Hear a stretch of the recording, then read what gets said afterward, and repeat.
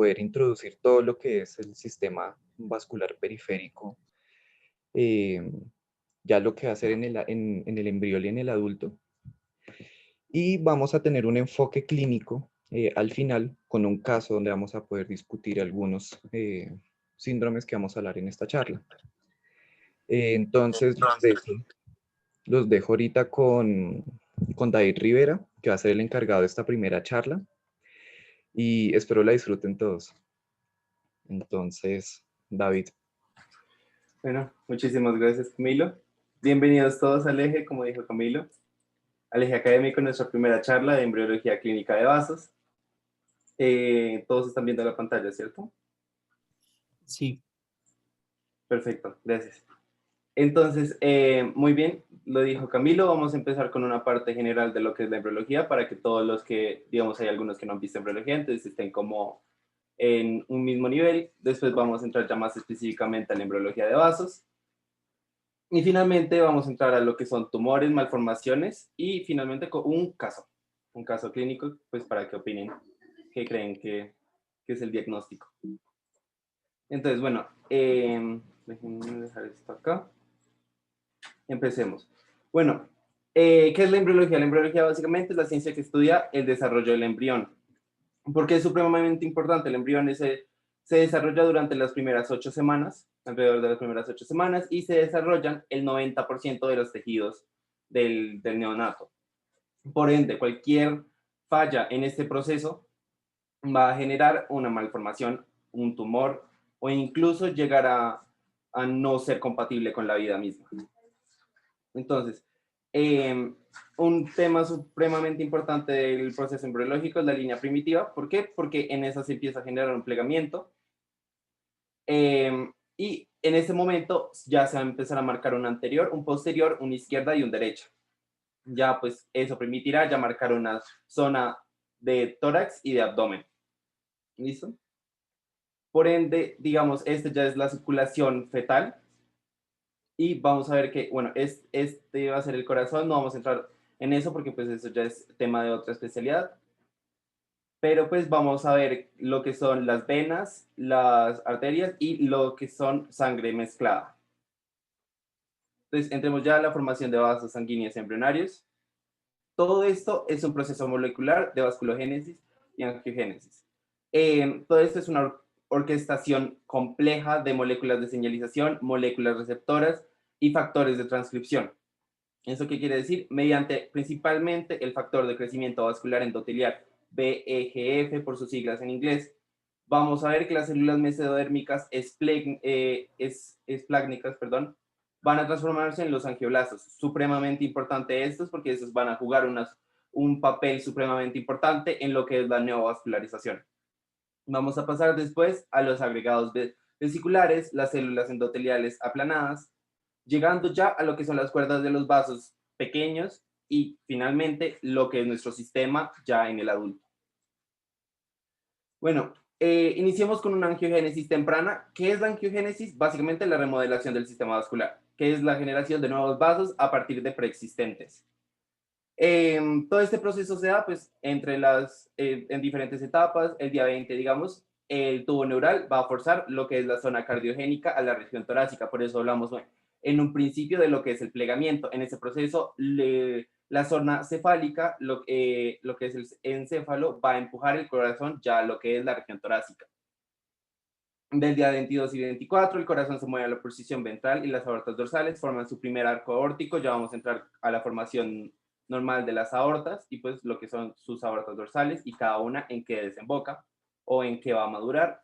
Día 26 y 30, los arcos aórticos 2 a 6 se forman a partir del mesenquima dentro de sus propios arcos faringios. Bueno, todo esto suena súper complejo, pero vamos a ver que es supremamente fácil.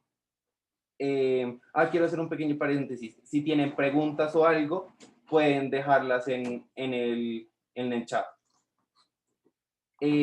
Todo este proceso, porque se genera por hipoxia, principalmente. La hipoxia pues va a generar el aumento del factor de transcripción HIF1 alfa, que pues va a aumentar así el factor de crecimiento vesicular endotelial. Y pues también por el aumento del monóxido el óxido nítrico, que pues va a generar una vasodilatación, va a generar bueno, primero como vemos acá, se genera vasodilatación, aumenta la luz del vaso y se empiezan a conectar generando pues la formación del nuevo vaso. Entonces hablemos ya de lo que es el arco aórtico, un desarrollo normal. Los arcos aórticos son 6 principalmente. Vamos a ver que el primero se va a transformarse en lo que es, o va a madurar en lo que es la arteria maxilar. El 2 en la arteria infraioidea y el músculo del estribo. 3, la carótida primitiva y la primera porción carótida interna, de la carótida interna. La cuarta va a ser izquierda o derecha. La izquierda va a generar lo que es el callado carotidio primitivo y la subclavia izquierda, y la derecha va a ser la subclavia derecha proximal. La quinta es completamente transitoria, es decir, que después que no va a madurar en alguna estructura de nuestro sistema actual vascular, actual adulto. Y la sexta, la derecha, va a ser la pulmonar derecha proximal y la izquierda va a ser el ductus arterioso. Quiero que se fijen pues muy bien también lo que el ductus arterioso, porque pues ese presenta, es común en ciertos síndromes que persista. Y pues vamos a ver que todo este proceso va a generar lo que es la aorta. Como les dije, el conducto arterioso, que es derivado pues de el sexto arco aórtico izquierdo, pues el conducto arterioso persistente es básicamente ese conducto que va a conectar lo que es el arco aórtico con la arteria pulmonar, y usualmente pues sí está presente en los primeros días del nacimiento del neonato, pero ya después de un tiempo va a desaparecer e involuciona en lo que va a ser el ligamento arterioso. Pero si persiste, ya lo vamos a hablar, vamos a clasificarlo como un conducto arterioso persistente. Síntomas: tenemos decaimiento, periodos de apnea y dificultad para respirar. Todo esto debido a que, primero, va a aumentar el flujo, este conducto va a generar un cortocircuito, aumentará el flujo sanguíneo hacia los pulmones, generando pues todo lo que es dificultad respiratoria, infecciones, falta de aire, y también va a disminuir el flujo al cuerpo como tal. Entonces pues eso va a generar cansancio, sudoración excesiva, detención en su crecimiento. Pues en general todo lo que queremos en estas patologías es evitar lo que es endocarditis infecciosa. Tenemos también lo que es la coartación de la aorta, que es básicamente un estrechamiento de la aorta, como vemos acá, después del nacimiento de la arteria subclavia izquierda. Esto que pues va a generar una hipertensión arterial proximal a la estenosis, pues, porque va a generar estenosis, va a generar una sobrecarga sistólica, perdón, y una hipertrofia. Puede ser compleja o simple, dependiendo de si tiene más patologías asociadas. Una compleja pues va a tener otras patologías, una simple va a ser solo la coartación de la aorta. Va a generar insomnio, cefalea, hemorragias nasales, y pues su tratamiento va a ser con el tubo de Dacron. El conducto arterioso persistente, su tratamiento va a ser fármacos o incluso cirugías. Las cirugías se hacen ya para más adultos, fármacos, y ya si se detecta el conducto en pacientes muy, muy pequeños, muy jóvenes. El arco aórtico doble, como vemos acá atrás, va a ser es una patología congénita rara, asociada pues a la formación del anillo vascular. Entonces, pues, ¿por qué? Por la falta de la desaparición de la porción distal de la aorta dorsal derecha, generando pues el doble arco aórtico, que pues va a generar una serie de signos y síntomas parecidos bastante a los anteriores, pues debido a que al flujo de sangre. Pero un tema ahí, un punto, no genera cortocircuito. El flujo sigue normal. El arco aórtico derecho, vamos a ver que pues el arco aórtico, como vimos pues, en las anteriores imágenes, crece hacia la derecha. Entonces ya en esta patología va a crecer hacia la izquierda, debido pues que involucionaron, es el lado que involucionó no debía involucionar. ¿Listo? Que pues es como pueden leer acá, en general, todas estas patologías o anomalías vienen debido a que algún segmento del arco aórtico primitivo debió desaparecer, pero en vez de eso persistió, o en vez de persistir, desapareció. La arteria subclavia derecha retroesofágica, como su nombre indica, es la formación de... Bueno, lo dejo porque empezó la horita ya virtual. Bueno, Bueno. Es un defecto frecuente de los arcos aórticos embrionarios.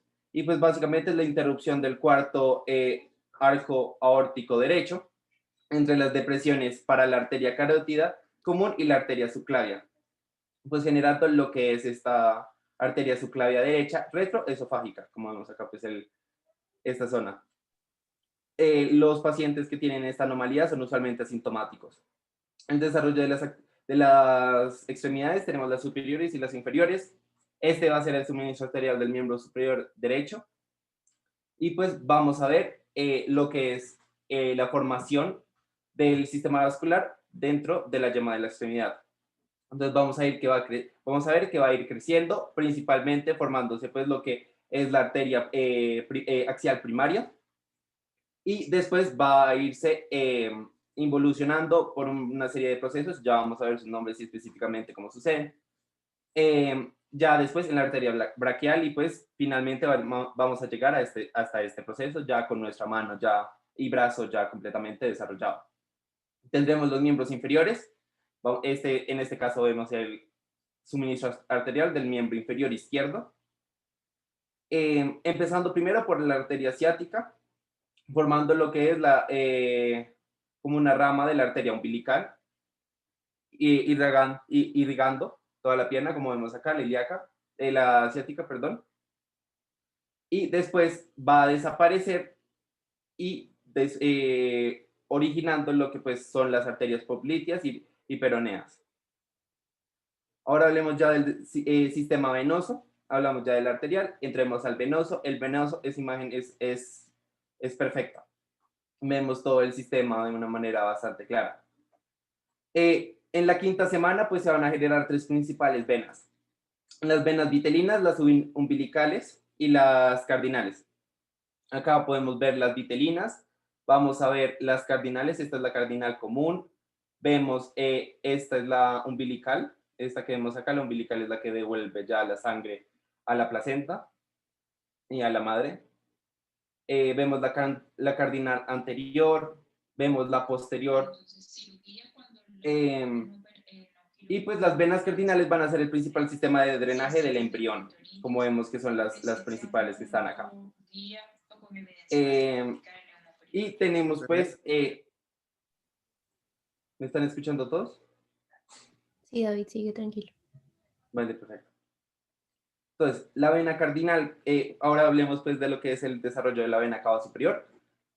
La vena cardinal común derecha va a unirse con la parte proximal de la vena cardinal anterior derecha, como vemos acá, en ese proceso, y ya finalmente pues vamos a poder ver lo que es el desarrollo de la vena cava superior. Todo este proceso se debe a la aparición de anastomosis entre el lado izquierdo y derecho. La vena cava inferior y vasos asociados, vamos a ver que principalmente las cardinales posteriores, que podemos ver acá perfectamente, se nota que son las principales, son las dominantes y son las que van a permitir recolectar toda la sangre del embrión. Ya en las primeras 6 semanas. Después de la sexta semana en adelante vamos a ver que las venas, estas cardinales y pues subcardinales van a ir retrocediendo, van a ir involucionando y ya finalmente pues vamos a tener lo que es el desarrollo de la vena cava inferior del adulto. La neovascularización, ahora sí ya hablemos de lo que es desde cero. Neovascularización es ese proceso en el cual se forman nuevos vasos a partir de células predecesoras producidas del mesodermo. La angiogénesis, como ya dijimos, es la instalación de nuevos vasos a partir de preexistentes, y lo que va a hacer la arteriogénesis, que vamos a ver ahora, es el aumento del diámetro o la luz de los vasos, de las arterias ya existentes. Porque se producen por dos principales procesos. Uno, la presión elevada, que va a generar un estrés pared radial, y dos, un flujo elevado, que va a generar un estrés superficial endotelial. La angiogénesis, otra vez, pues la formación de vasos a partir de preexistentes, quiero que pues lo tengan muy en cuenta porque existe un proceso llamado la ramificación arterial, que pues eso es lo que va a permitirnos pasar de arterias a arteriolas, después a capilares, y pues por todo ese proceso. La formación del lumen, que pues va a permitir la formación como tal de las arterias, de los vasos, todo es debido a pues, células endoteliales que van a formar o vesículas, tenemos tres escenarios, o la coalición de vacuolas intracelulares, o lo que es la exocitosis de vacuolas intracelulares, o la repulsión de las células endoteliales. Pues, ¿para qué? Para la formación de lo que es la luz de los vasos o el lumen. La angiogénesis intususceptiva es básicamente, como vemos acá, hay una arteria, un vaso completamente conectado con una ramificación. Lo que van a generar o producir las células es completamente dividir los vasos, generando, pues, como vemos acá ya al final, dos lúmenes o dos luces completamente diferentes, completamente distintas, como también podemos ver acá. Eso pues permite pasar de una red completamente conectada ya unas ramificaciones y ya va todo un proceso más específico. Hablemos ya de precisamente de lo que son las lesiones vasculares congénitas. Tenemos tumores o malformaciones. Primero clasifiquémoslo. Podemos clasificarlo morfológica, anatómicamente, según si son localizados, tomando una o dos localizaciones, dos secciones del cuerpo, dos puntos específicos, uno o dos puntos, segmentados si toma, digamos, una sección anatómica, digamos la nariz, indeterminado o multifocal. Y también por el grado de ectasia vascular, entre 50 a 80 micrómetros, entre 80 a 120, 120 a 150 y más de 150. El estadiaje clínico, quisiente, pues ya sabemos, los que son muy buenos en recordando lo que es el ciclo celular, sabemos que en el ciclo está la etapa G0, que es una etapa de quisiencia. Es eso, de estadio de paro, por decirlo así. De expansión, destrucción o descompensación también, los nombres más o menos les indican pues qué significa expansión, pues que crece, la destrucción que se destruye y demás. La profundidad, si es superficial, si va a estar cerca a lo que es la piel, profundo si ya está más cerca a los huesos o mixto, y ya entremos a lo que son los tumores vasculares. Tenemos los principales, los hemangiomas. Son lesiones vasculares sobrelevadas como vemos acá. Hay tres tipos, los capilares, los cavernosos y los planos, y poseen en general tres fases: de rápido crecimiento, de reposo y de involución. Lo que vamos a ver aquí, básicamente, imagínense una gráfica como una montaña. Lo que va a suceder, creo que puedo rayar, dibujar, sí.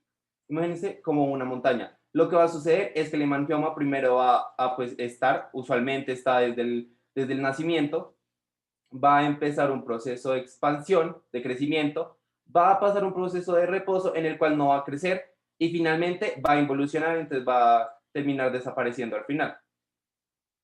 Usualmente el hemangioma superficial no va a tener tratamiento, lo único que se espera es que se llegue hasta pues, la involución y desaparezca completamente, como vamos a ver en este niño, con este hemangioma. A los 2 años ya completamente es apreciable que pues casi completamente involucionado.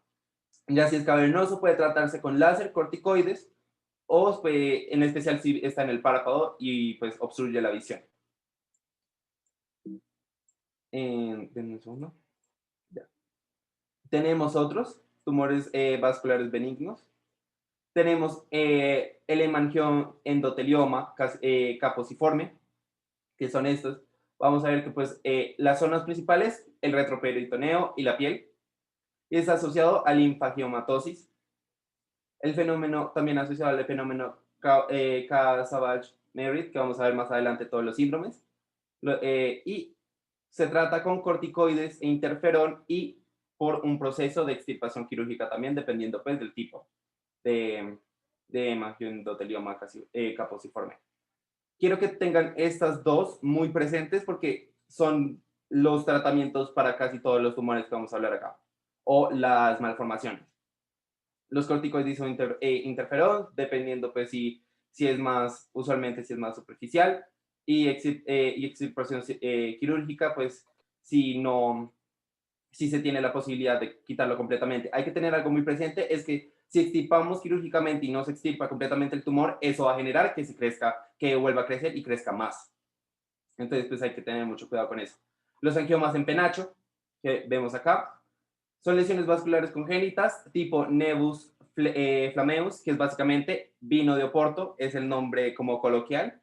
Vino de Oporto, ¿por qué? Porque piensen como tener una tela blanca y que uno le chorree vino encima, queda una mancha en coloración así, que es lo que se puede apreciar acá. Vamos a ver más adelante una que se aprecia aún más, por lo que se encara, entonces se ve más visualmente, por decirlo así, pero acá se logra ver la mancha.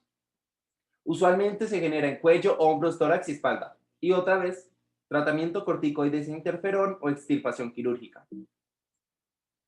Tenemos los Spindle hemangioendoteliomas que vemos acá. Este es uno en el labio. Es un tumor benigno habitualmente adquirido, multifocal o heterogéneo.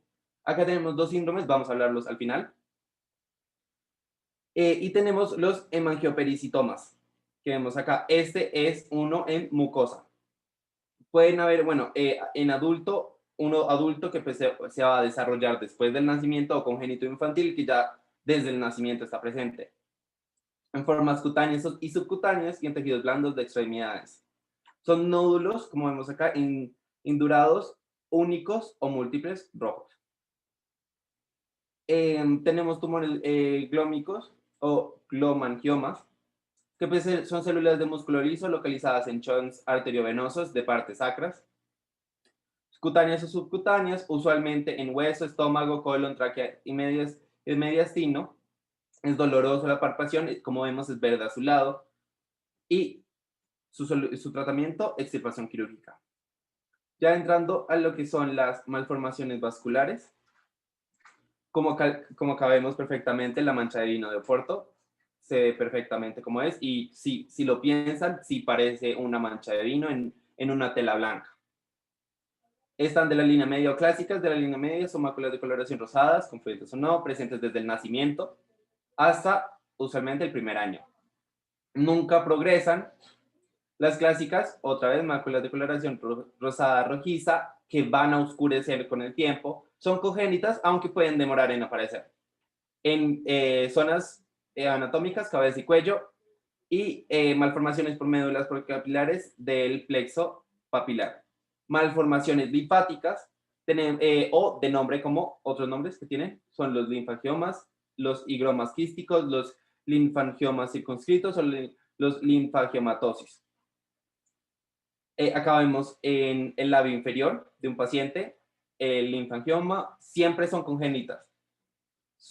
Aparecen en cabeza o cuello, presencia de múltiples vesículas translúcidas, con tonalidad azulada. La profundidad puede ser o microquística o macroquística, y pues pueden ser en lesiones mucosas o cervicales. Las mucosas no se pueden tratar precisamente pues, por la localización anatómica en la que están. Las cervicales sí ya se pueden tratar quirúrgicamente hablando. ¿Listo?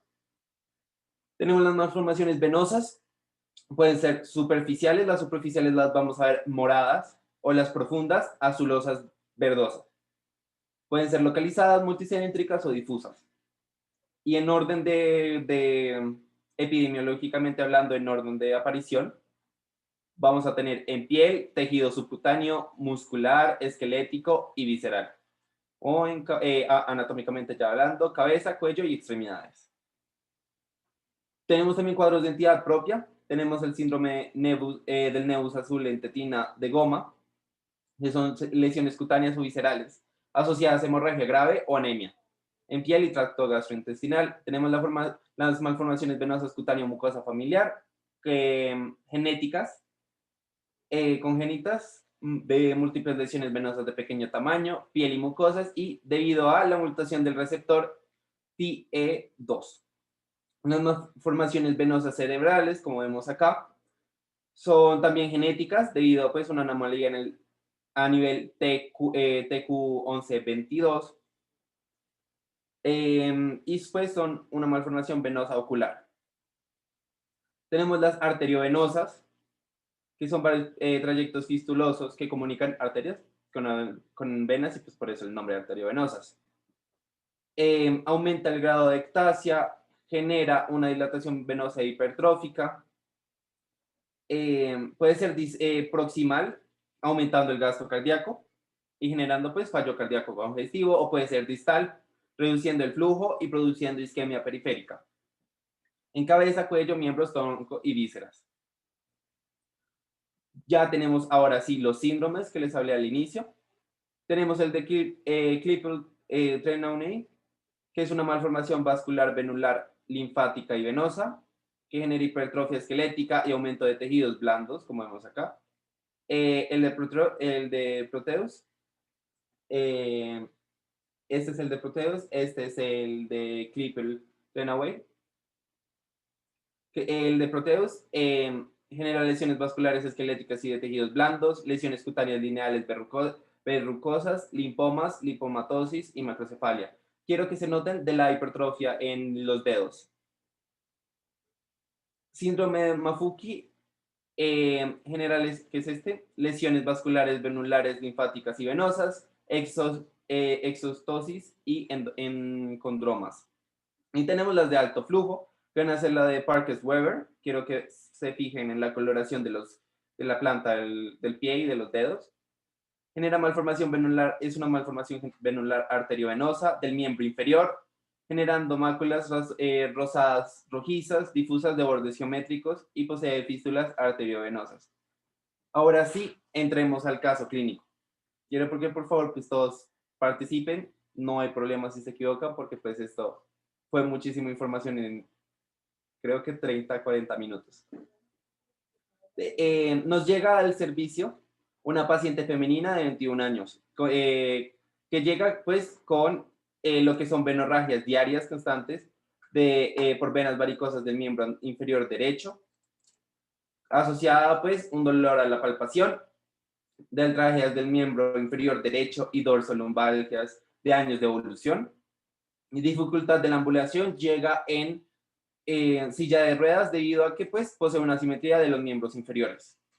Quiero que se fijen, se logra ver se logra ver una presencia de una mancha vinosa, de un síndrome varicoso e hipertrofia del miembro pélvico derecho. Se observa la desproporción, miren acá cómo está, del miembro pélvico derecho con hipertrofia de tejidos blandos y óseos, miren. Y una vez se retira lo que es la venda que tenía la paciente, se observa venorragia. Importante al tacto con úlceras y presencia de tril.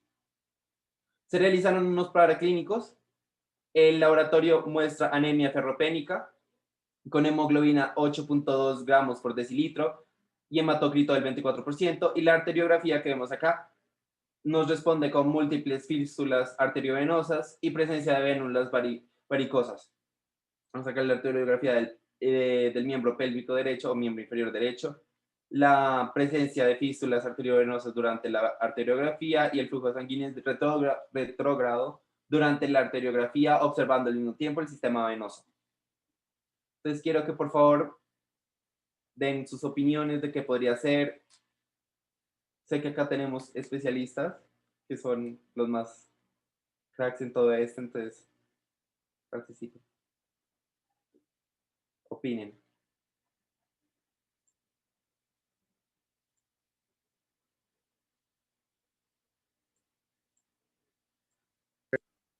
Esta es la idea, que participen sin miedo. Felicitaciones, David, gran presentación y muy didáctico y real el caso. Entonces los invito a que después de haber escuchado, y realmente no está muy lejos el caso clínico de la explicación de la presentación para que se animen.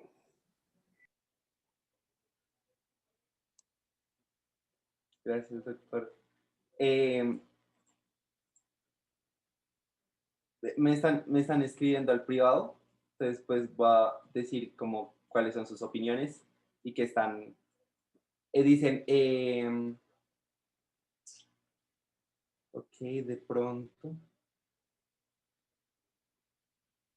Están preguntando si de pronto es alguno de los síndromes. Es posible que sea alguno de los síndromes. Quiero que resalten aquí. Miren la pierna, miren la desproporción, miren la hipertrofia de tejidos blandos.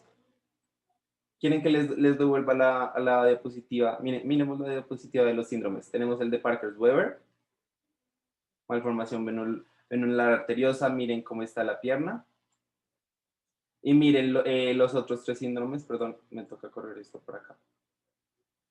Tenemos el de Cripple-Trenaway, genera hipertrofia esquelética y aumento de tejidos blandos. Miren el síndrome de Proteus, miren los dedos de los pies. Miren el de Maffucci, genera exostosis y encondromas, genera lesiones vasculares venulares y linfáticas y venosas. ¿Listo? Para que lo tengan todo eso muy presente. Doctor, usted me dice si desea que cuando haga la discusión del caso. ¿No hay preguntas? ¿No hay observaciones?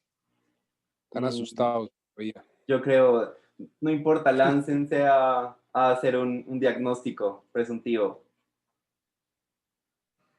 Miren, les dejo estas que pues acá se ve si la pierna de la paciente. Ok, dicen que de pronto es el síndrome de Cripple-Trenaway. ¿Realizo ya la discusión? Sí, señor. Perfecto. Muy bien, a la persona que dijo que era el síndrome de Cripple. Perfectamente, como dijeron, como preguntaron, el diagnóstico diferencial pudo ser cualquiera de los otros síndromes. Pero lo que resulta es que nuestra paciente cumple con los siguientes ítems. Uno es un disturbio mesodérmico congénito raro. Perfectamente vemos que la pierna posee hipertrofia de tejidos óseos y o blandos, genera varices, posee la mancha de vino porto y presenta fístulas arteriovenosas, como perfectamente pudimos ver. Existe una hipertrofia de tejidos blandos y óseos y perfectamente pudimos ver la presencia de fístulas arteriovenosas. Pues sí, muy bien a la persona que lo dedujo del síndrome de Cripple-Trenaway. Estas fueron mis referencias, las 3 principales excelentes. Con la primera pues saqué todo lo que eran los tumores y malformaciones. Esta explicó toda la embriología vascular perfectamente. También está como un poco ya más la embriología. Y estas otras, pues las demás eran más específicas si tenía duda de algún síndrome o de algún ítem. Y muchísimas gracias. Qué pena. Tengo una pregunta. Me queda una duda respecto al caso clínico. No entendí por qué no puede ser, digamos, Parkes-Weber. Ya te digo. Gracias. Dale. Recordemos primero, pues, que el de Parkes-Weber es una malformación, sí, arteriovenosa del miembro inferior, sí, solo que mira, o sea, cómo se presenta clínicamente. No genera hipertrofia de tejidos blandos y óseos. Doctor Barrera, pues, puedes corregirme si estoy equivocado, pero pues el de Parkes-Weber no va a generar hipertrofia de tejido, por lo menos óseo y blando, como si vemos en nuestra paciente.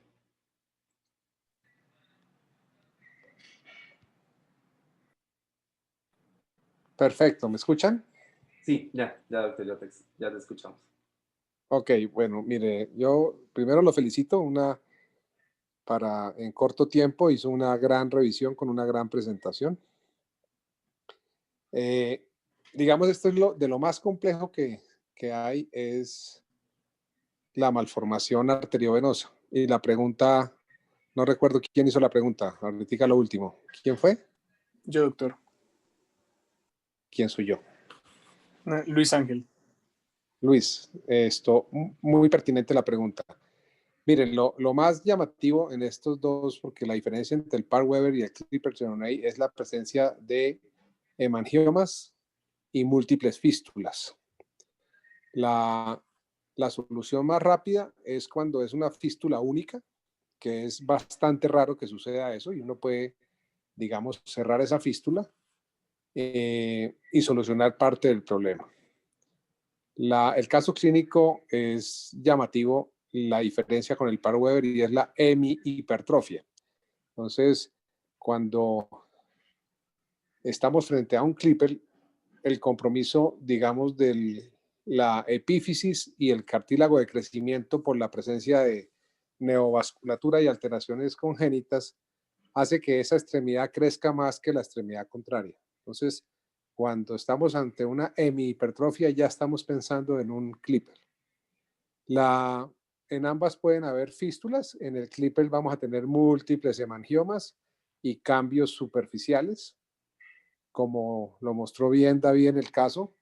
Este caso consultó por hemorragias. Esta es la fase dramática de esta enfermedad.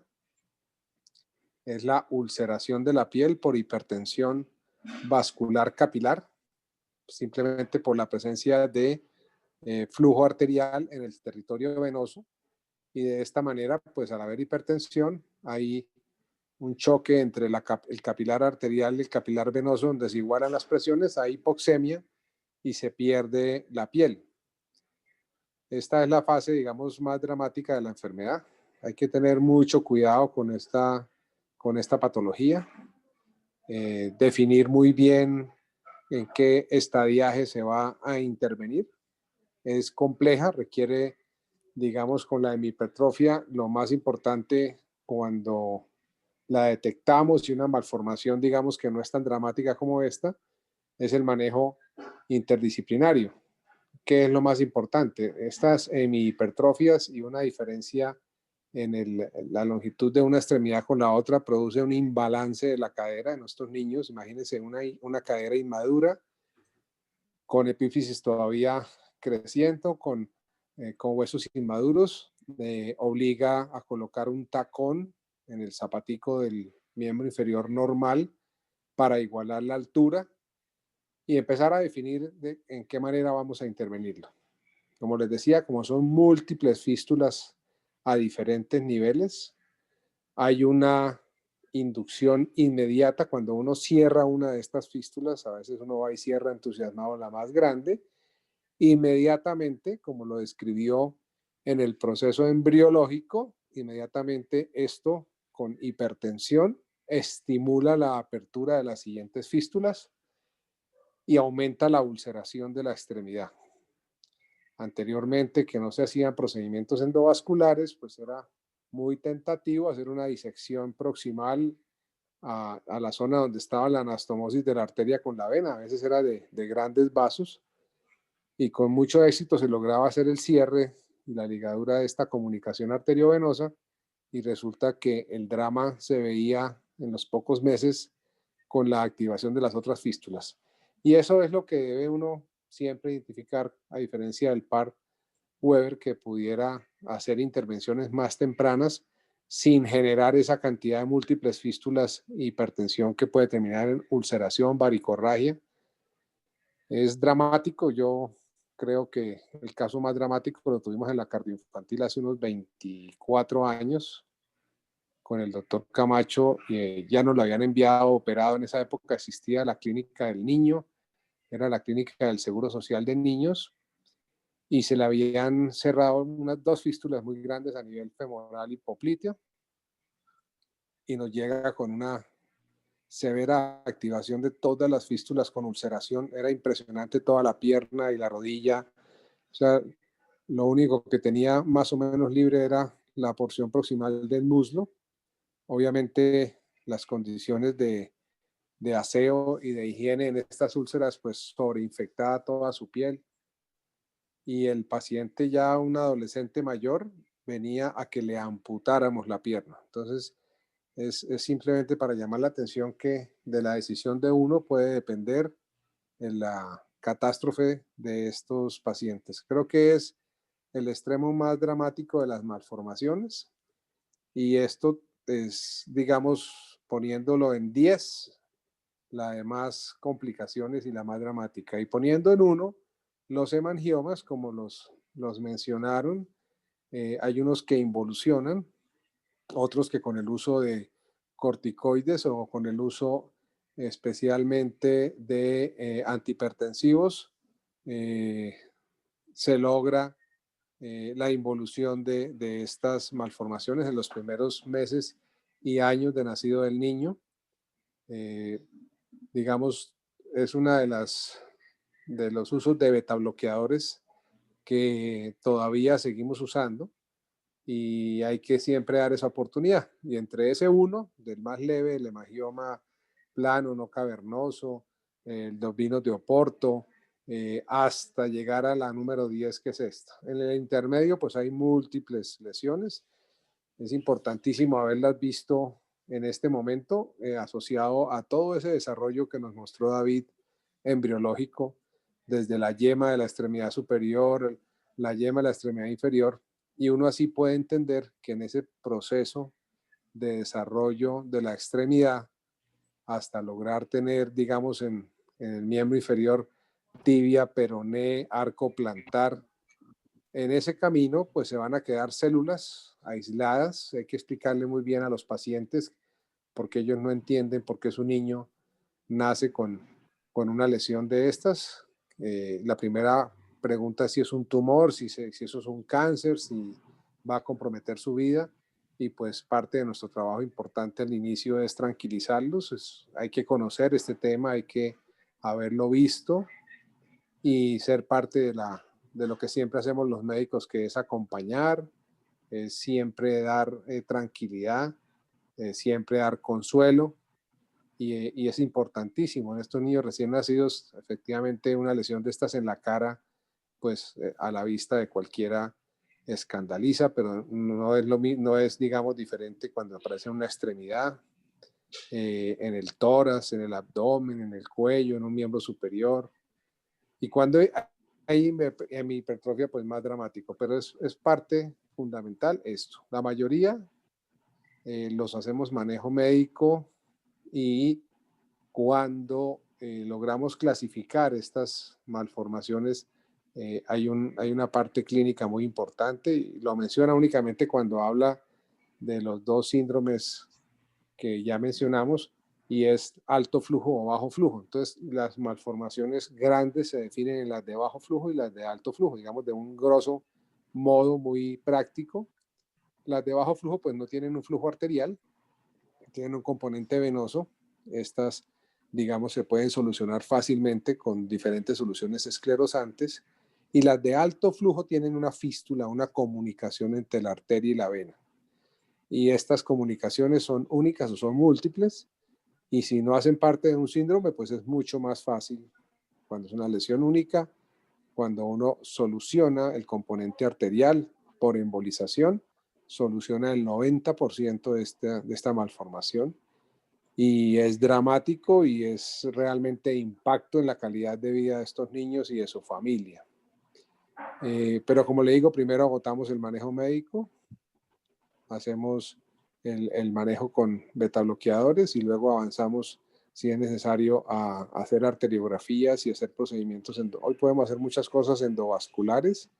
Tratamos de no hacer resecciones quirúrgicas, a no ser que sea necesario hacer resecciones en bloque de tejidos, digamos, hipertróficos en miembros superiores. Hay unas fotos muy bonitas de lesiones de higromas quísticos. Y quedó muy claro ese otro componente. Entonces, acuérdense que tenemos la arteria, la vena, tenemos un componente linfático que hace parte también del núcleo donde se anastomosan los capilares linfático, arterial y venoso. Y obviamente allí también hay malformaciones de tipo linfático, que son los linfangiomas. También se pueden manejar con esclerosantes. Procuramos no hacerle ningún manejo quirúrgico. Es muy tentativo para el cirujano ir a hacer resección quirúrgica y es dramático porque estos son una serie de tabiques como panales de abejas que cuando uno les coloca un bisturí y unos puntos, entonces se tabica y se independizan los segmentos. Es mejor esclerosarlos con soluciones esclerosantes. Cuando estos están comunicados todos sus tabiques es mucho más efectivo. Si uno hace incisiones, resecciones quirúrgicas parciales incompletas, pues va a tabicar más estas zonas, quedan aisladas y es mucho más difícil el tratamiento. Pero entonces eso es los linfangiomas de componente linfático y hay una variedad intermedia entre tejido celular subcutáneo y componentes, digamos, de tejido graso más componente linfático y son los higromas quísticos. Su contenido es un contenido tendiendo a entre sanguinolento y ceroso, de contenido achocolatado, y estos se solucionan más con quimioterápicos. Usamos soluciones que se usan como quimioterapia para aplicación directa, extrayendo el líquido total del higroma quístico y reemplazándolo por este quimioterápico. A diferencia de los que son venosos, linfáticos y arteriales que pueden responder al uso de esclerosantes, como los usamos para el uso de esclerosis en varices y esclerosis en malformaciones arteriovenosas. No deja de ser frecuente toda esta patología, pero como les digo, es muy importante conocerla, tranquilizar al paciente, explicarle que esto no es un tumor maligno, que tiene tratamiento.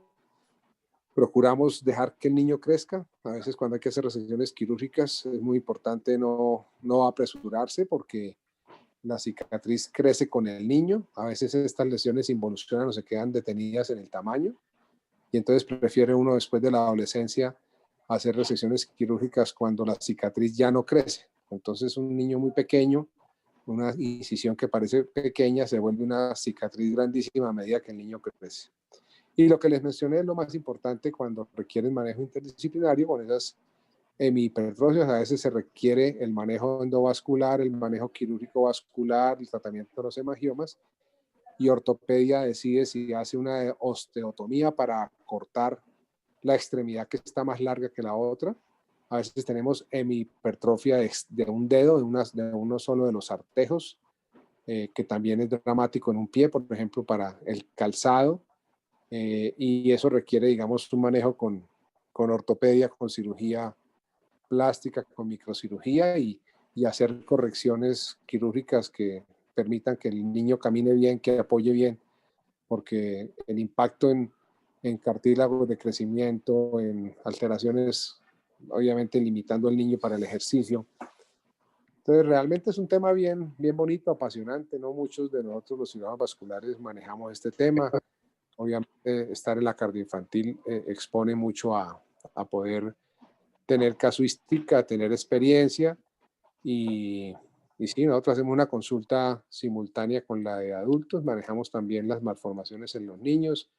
Digamos, podemos ver a veces 4, 3, 2 casos en un mes que nos remiten a la institución, internacionales y nacionales. Y siempre hay que ayudar, el compromiso nuestro siempre es tratar de ayudar, de hacer lo mejor por el paciente. Y muchas gracias, David. Espero más preguntas y observaciones al respecto. Sí, doctor, nos llegaron unas preguntas en el chat. Preguntaron. Acá está. Entonces, en las primeras diapositivas ya les muestro, creo que se refiere a esta. Acá. Entonces, sería en en esta. Acá me preguntan, las imágenes tenían un embrión con cola, que es el que vemos ahí. Sé que esa cola se pierde con el tiempo, pero está vascularizada. Y pues la cola es básicamente un vestigio, creo que es que se dice así, que como el apéndice. La cola sí está vascularizada, pero cuando se pierde o involuciona, no es que se separe del embrión, sino que básicamente involuciona y pues ingresa a esto. ¿Sí es lo correcto, doctor? Sí, correcto. El crecimiento del resto del cuerpo es tan grande y tan rápido que eso que parece muy grande se vuelve una situación muy pequeña y como usted dice, desaparece por completo. Como es tan distal, desaparece con el estiramiento de las extremidades. Ahí esa es una situación, digamos, limítrofe que no está estimulada por ninguna de las zonas de crecimiento. Sí, miren, lo más importante de esto es que uno puede tener cualquier variedad de combinaciones en el retraso o en el mal desarrollo de cualquiera de estos sitios, la no cierre de estas comunicaciones. Y digamos, esto es bien evidente en la cardioinfantil, en las malformaciones cardiovasculares. Hay también síndromes que se asocian con otro tipo de malformaciones, además de las cardiovasculares. Digamos, las que comprometen la vida. Y tenemos estas periféricas que nos ocupan el trabajo nuestro, que no comprometen la vida, pero a veces mal manejadas pueden terminar en la amputación de una extremidad, como complicaciones de intervenciones inadecuadas, o a veces situaciones muy dramáticas que tenemos que advertir de la complicación final, que puede ser, como le digo, en extremidades, la amputación, o lesiones que pueden, digamos, lo más difícil de manejar son lesiones del tórax o del abdomen. Hay intratorácicas o extratorácicas, intraabdominales o extraabdominales, que son muy complejas de resolver, que requieren manejos por etapas. Casi siempre nunca se hacen resoluciones en un solo tiempo.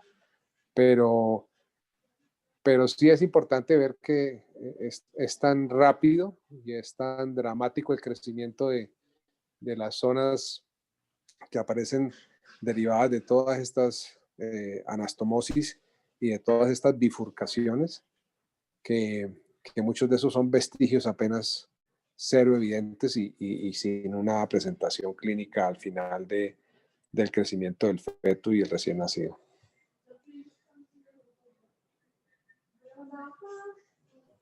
Listo, doctor, perfecto. Ya tenemos aquí más preguntas que llenaron en el Forms.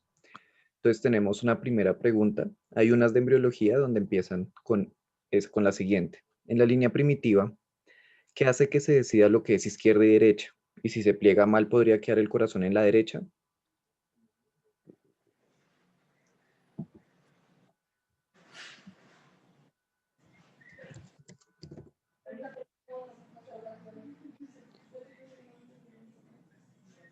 Sí, nosotros tenemos casos que no es de mi área, pues, de estrocardia, de situs inversus totalis, pero como lo explicó David, el estímulo de la hipoxia en algunos segmentos, el estímulo de la hipertensión en otros segmentos y obviamente un trabajo coordinado de desarrollo neurogénico que va paralelo a los vasos es el que estimula la división.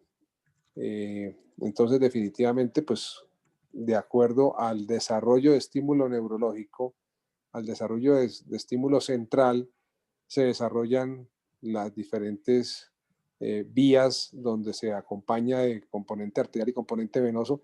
Y miren lo dramático que es corazón derecho, corazón izquierdo, corazón derecho pulmonar, corazón izquierdo periférico, como el arco aórtico finalmente era un doble arco y cómo pueden haber variaciones en el estímulo o falta de estímulo en algunas que hace que no se divida completamente.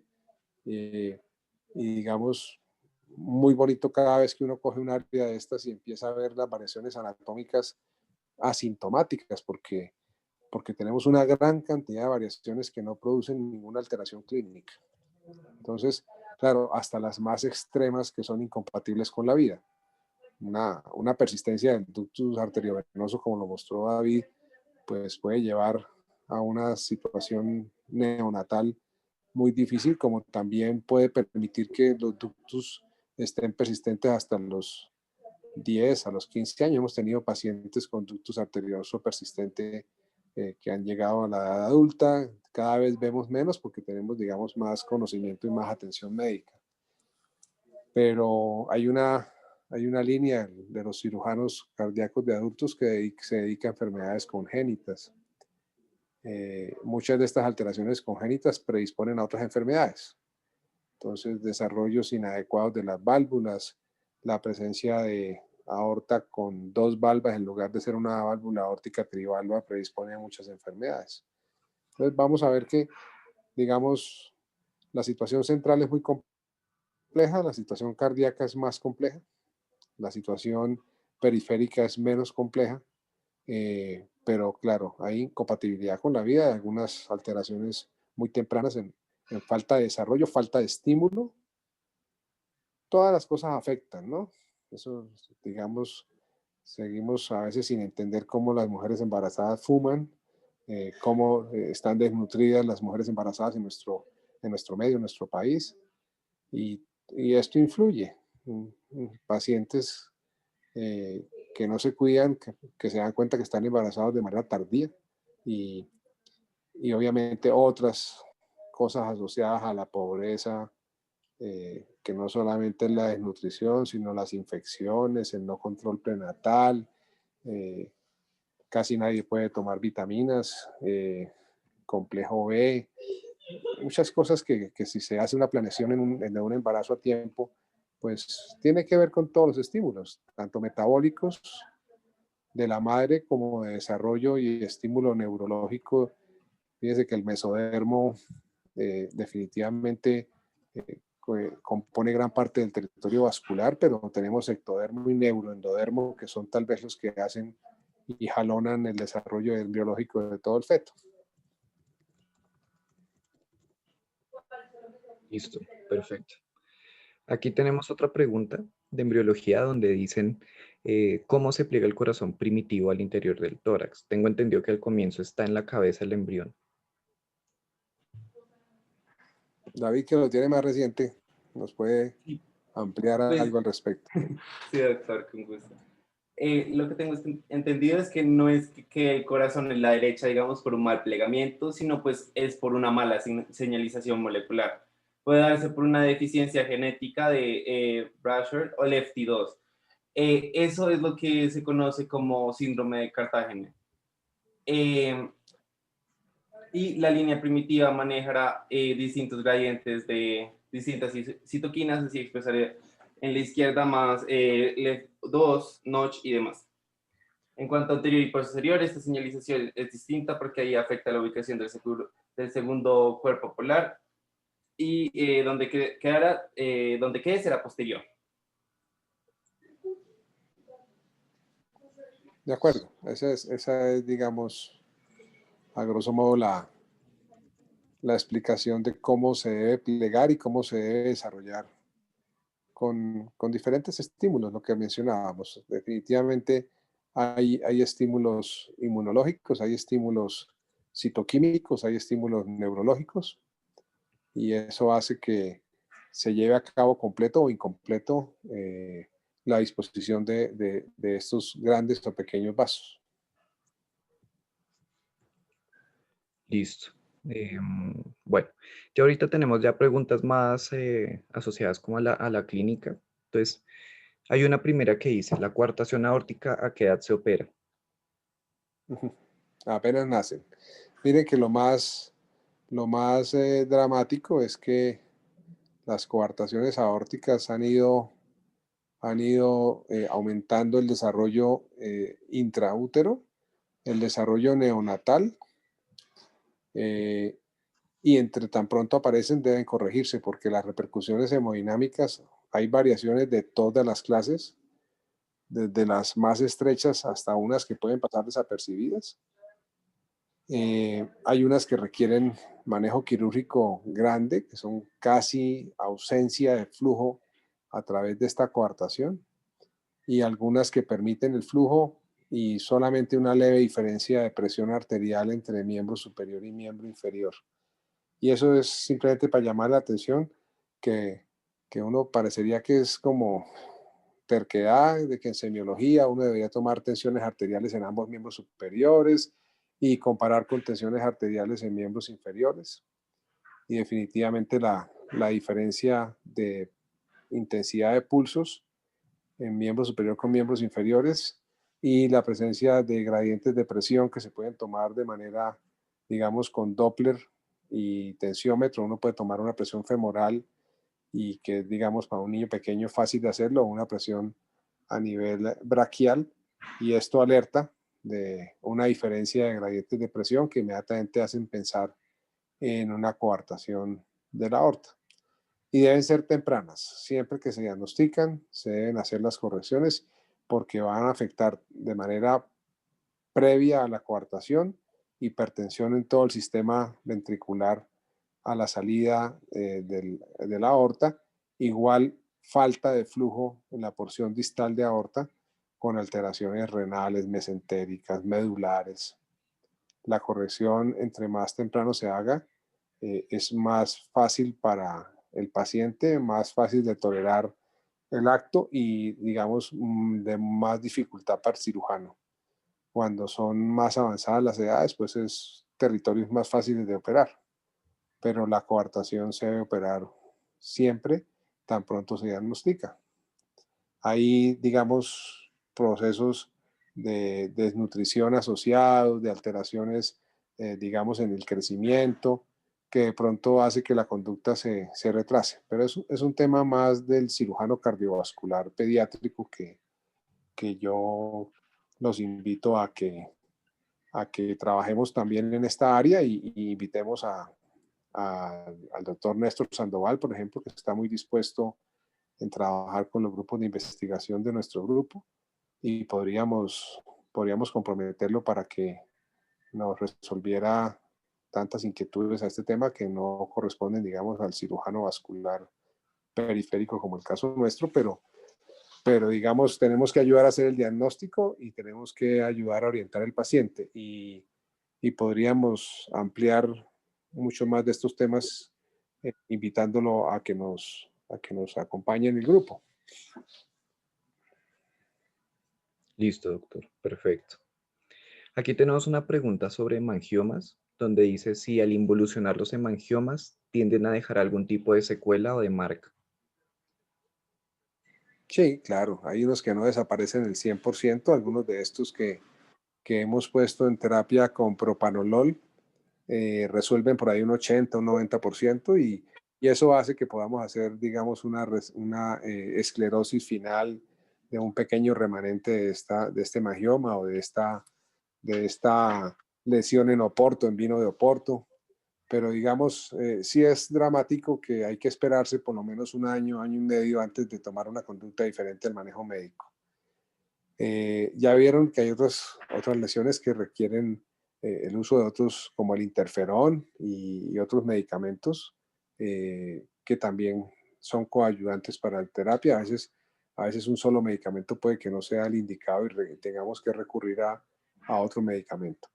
Y lo máximo es cicatrices secundarias, remanentes de tejido blando, porque obviamente cuando la malformación ocupa un espacio, desaparece el componente vascular y va a quedar un remanente de tejido celular subcutáneo y de piel que puede ser resecado de una manera local con un resultado estético mucho mejor. Y no debemos olvidar que la estética es muy importante, y especialmente, digamos, en los niños, en las niñas, pues es en este mundo en que vivimos con tanto bullying, pues realmente solucionarle el problema al niño que quede con la mínima cicatriz es muy importante para su desarrollo social y psicológico adecuado. Listo. Y aquí tenemos una última pregunta que nos mandaron por el Forms, que es, doctor, buenas noches. He leído que la indometacina es un medicamento que ayuda a la resolución de algunas condiciones vasculares, como la involución se refiere, pero no me queda muy claro el porqué de su acción, ya que es un antiinflamatorio. Me gustaría saber si esto es cierto y cuál es el mecanismo que utiliza. Muchas gracias. Sí, claro, imagínense que la persistencia del ducto arterioso es uno de los manejos, es el uso de la indometacina, el Indocid, y se sigue utilizando, y eso es una de las primeras conductas, así como mencionábamos el uso del propanolol en las malformaciones superficiales vasculares, todavía se usa la indometacina para estimular el cierre del ducto arterioso en los primeros momentos de vida de los niños y los cardiólogos lo utilizan. No lo utilizamos en otras actualmente yo creo que se usó para muchas, pero hoy no tenemos indicación, digamos, en ninguna de estas malformaciones periféricas. Pero sí lo utilizan los cardiólogos en el cierre del ductus y funciona de verdad de manera dramática con ecocardiogramas con flujos altos y disminuyen hasta el cierre y la obliteración completa. Sí, parece que hay una falta de un estímulo ahí, que seguramente con este efecto y solamente se ha visto con este antiinflamatorio.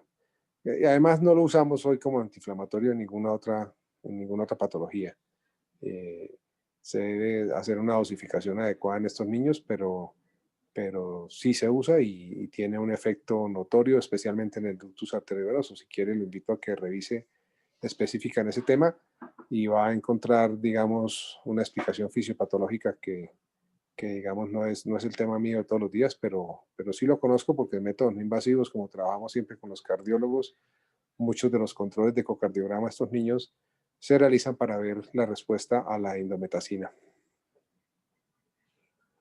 Listo, doctor. Ya con eso acabamos las preguntas del Forms y acá veo que Laura Carrillo tiene la mano levantada. Entonces no sé si ya quieras prender tu micrófono y hacer tu pregunta. Gracias. No, pues ya la pregunta me la respondieron con las intervenciones del doctor. Estaba pues relacionada al caso clínico en un principio, pero pues ya quedó todo muy claro, muy amable y gracias. Listo. Entonces no sé si alguien más tenga alguna otra duda que quiera hacer, pues puede abrir el micrófono y hacerlas sin ningún problema.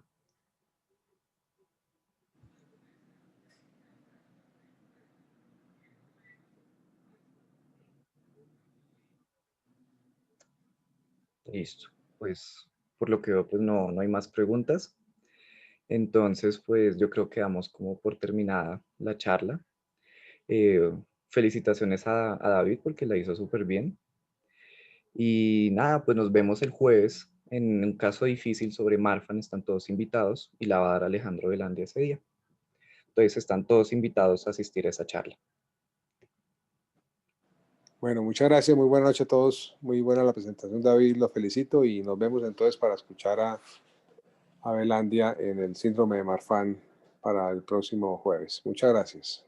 Muchísimas gracias, doctor. Hasta luego.